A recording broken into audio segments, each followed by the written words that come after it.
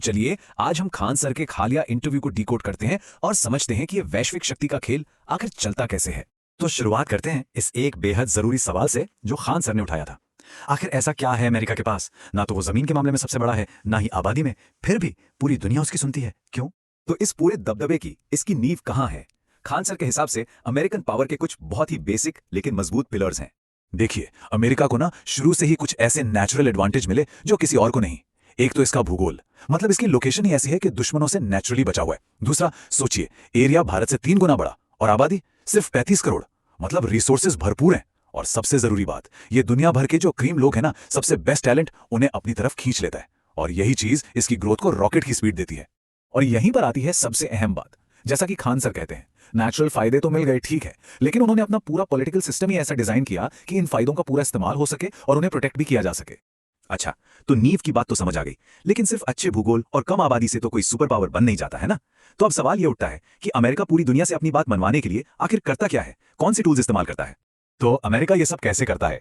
Khan sir के मुताबिक इसके 3 बड़े हथियार हैं। इसे कहते हैं डॉलर डिप्लोमेसी। कहानी शुरू हुई वर्ल्ड वॉर 2 के बाद। देखिए, तब दुनिया के देशों को डर था कि उनका सोना लुट ना जाए, तो सबने क्या किया, अपना सोना अमेरिका के पास रखवा दिया। बदले में अमेरिका ने डॉलर छाप छाप कर दे दिए और एक ऐसी सिचुएशन बना दी कि पूरा ग्लोबल ट्रेड डॉलर में ही करना पड़ेगा। मजबूरी बन गई। जरा इस नंबर को देखिए, ये अपने आप में पूरी कहानी बता देता है। दुनिया का 80% से भी ज्यादा बिजनेस आज भी यूएस डॉलर में होता है। इसका सीधा सा मतलब यह है कि अमेरिका जब चाहे, जिस देश की चाहे, उसकी इकोनॉमी की लगाम अपने हाथ में ले सकता है। और यही है सबसे खतरनाक बात।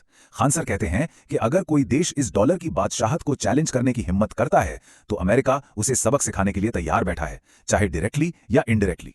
डॉलर तो है ही, लेकिन इसके अलावा अमेरिका के 2 और बड़े हथियार हैं। पहला, वेपन्स इंडस्ट्री, जिसके लिए झगड़े और लड़ाइयां एक बिजनेस अपॉर्चुनिटी है।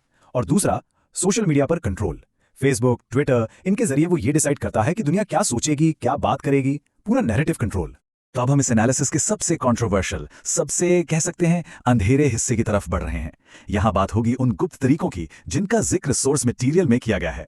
खान सर के हिसाब से CIA का एक सेट फॉर्मूला है, एक पूरा प्लेबुक। स्टेप 1, उस देश की इकोनॉमी को बर्बाद करो, महंगाई बढ़ा दो। स्टेप 2, वहां के ऑपोजिशन नेताओं को फंड करो। स्टेप 3, मीडिया में उस सरकार के खिलाफ एक माहौल बनाओ। और आखिर में या तो किसी बड़े ऑफिशियल को खरीद लो या फिर स्टूडेंट्स का प्रोटेस्ट करवाकर तख्ता पलट कर दो। और फिर आती है एप्स्टीन फाइल्स की ऐसी थियरी जो दिमाग घुमा देती है। सोर्स मटेरियल में यह दावा है कि जेफरी एप्स्टीन का इस्तेमाल दुनिया के बड़े बड़े लीडर्स को फंसाने के लिए किया गया। उनके, आप समझ रहे हैं, ऑब्जेक्शनेबल वीडियोस और फोटोज बनाए गए ताकि उन्हें ब्लैकमेल किया जा सके और उनसे मनचाहा काम करवाया जा सके। लेकिन सवाल यह है कि क्या यह दबदबा हमेशा ऐसे ही चलता रहेगा? बिल्कुल नहीं। अब हम उन देशों की बात करते हैं जो खान सर के मुताबिक अमेरिका के इस वन साइडेड पावर गेम को अब ओपनली चैलेंज कर रहे हैं। इस मैदान में सबसे बड़ा खिलाड़ी चीन। दोनों के तरीके बिल्कुल अलग हैं। अमेरिका, देखिए, अपनी ताकत खुलकर दिखाता है, लेकिन चीन वो चुपचाप अपना काम करता है। वो अपनी प्लानिंग तब तक सामने नहीं लाता जब तक वो पूरी ना हो जाए। उसकी सबसे बड़ी स्ट्रेंथ है उसकी मैन्युफैक्चरिंग पावर और उसका इकोनॉमिक रीच।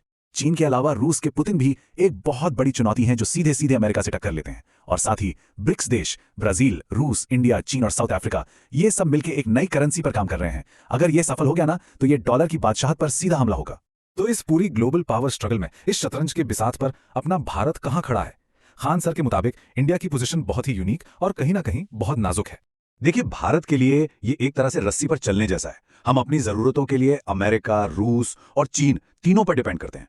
मैन्युफैक्चरिंग के लिए चीन चाहिए, हथियार और तेल के लिए रूस जरूरी है और टेक्नोलॉजी के लिए अमेरिका।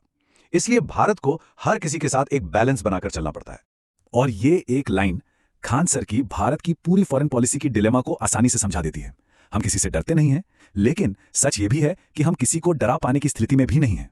तो आखिर में ये एक सवाल छोड़ जाते हैं कि इस दुनिया में जहां हर बड़ा देश बॉस बनना चाहता है, क्या वहां दोस्ती जैसी कोई चीज सच में एग्जिस्ट करती है? सोचने वाली बात है।